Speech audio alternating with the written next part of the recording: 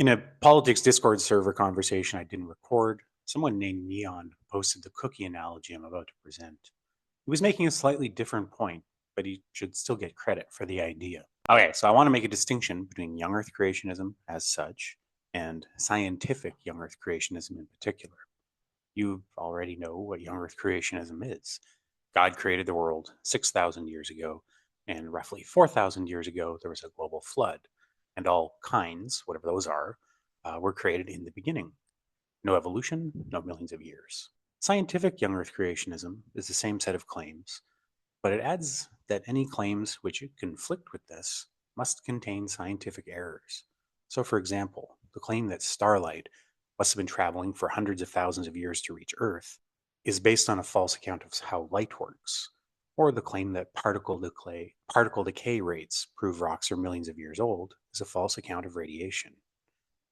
If mainstream scientists were smarter or more honest, they would be scientific young Earth creationists. A young Earther, as such, doesn't have to believe that. A young Earth creationist can believe that starlight works the way we usually think it does, but that God did a miracle to make the night sky look the way it does.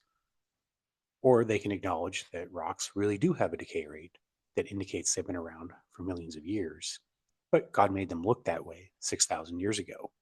So these days, one of the most common issues brought up in creation evolution debates is the heat problem, or rather a family of problems called the heat problem. If you're unfamiliar with the heat problem, I strongly suggest watching the Gutsick Gibbon video I've linked in the description. But here's a short description, courtesy of scientific young Earth creationist John Baumgartner. Okay, so here he's talking about the heat that comes from the continents, that comes from the continental drift that would have had to have taken place during Noah's flood. So he says, if released near the Earth's surface, this amount of energy is sufficient to melt a layer of silicate rock 12 kilometers thick, or boil away a layer of water 25 kilometers deep over the entire Earth. It is equivalent to the kinetic energy of 170,000 asteroids, each 10 kilometers in diameter and traveling 15 kilometers a second. 170,000 asteroids over the course of 1 year, the flood year. Of course, young Earth creationists have an omnipotent God in their back pocket. This is no problem at all. He can just Thanos snap all that heat away. But scientific young Earth creationists don't want to say that. They want to say that a naturalistic explanation of where that heat went is possible, right? They want this naturalistic explanation because they want a young Earth view to be scientifically correct. They want to be able to say that the world looks young, not that it looks old. They want to avoid even the slightest charge of a deceptive God. All of that is to set up this analogy. All right, so look at these two photos. And we're going to have to imagine they're the same photos in each, same cookies in each photo for the sake of the discussion. The photo on the left was taken second, right? Now, how long do you think it was between photos? The person had to set the baking tray down, take their oven mitt off, and then carefully and artfully arrange the cookies on the plate. Maybe 1 minute, maybe 2 minutes, it doesn't matter. By analogy with the heat problem, young Earth creationists want to say that the time between these two photos was about half a second. Imagine the speed which someone would have to move the baking tray to place it on the tabletop in less than half a second. We know the cookies would maintain their inertia, go flying off the baking tray, and smash against the wall.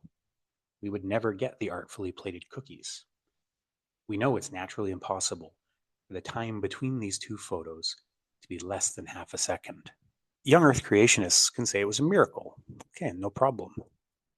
Scientific young Earth creationists want to say that we are wrong. They want to say it is physically, naturally possible for the time between the photos to be half a second, and that if we think it had to be much longer, like a minute or 2 minutes, then we're doing bad science. Maybe we've misunderstood inertia. The point of all this is to say that if young Earth creationists take the miracle route, they can't also be scientific young Earth creationists. The world actually does look billions of years old. Life really does look as if it had a common ancestor, and so on and so on. When someone says, without a miracle, it takes about 2 minutes to get cookies from the baking sheet to a plate, they can't tell that person that they're wrong.